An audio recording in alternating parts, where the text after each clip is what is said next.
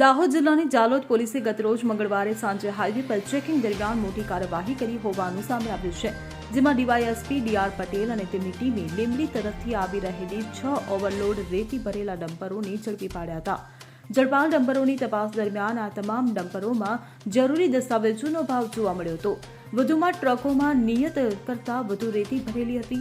પોલીસે તમામ ટ્રકોને ચાલક સાથે જાલોદ પોલીસ સ્ટેશન ખાતે લઈ જઈને કાયદેસરની કાર્યવાહી શરૂ કરી છે.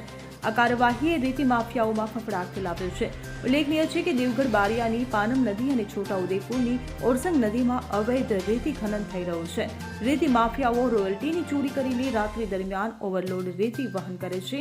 ત્યારે ઝડપાયેલી આ ટ્રકોમાંથી 3 ગુજરાત અને 3 રાજસ્થાન રજીસ્ટ્રેશન ધરાવે છે. Bureau report CN24 news. હવે જુઓ દેશ દુનિયાની તમામ ખબરો તમારી આંગળીના ટેરવે. ઉઠાવો મોબાઈલ અને Google Play Store પરથી ડાઉનલોડ કરો અમારી CN24 ન્યૂઝ મોબાઈલ એપ.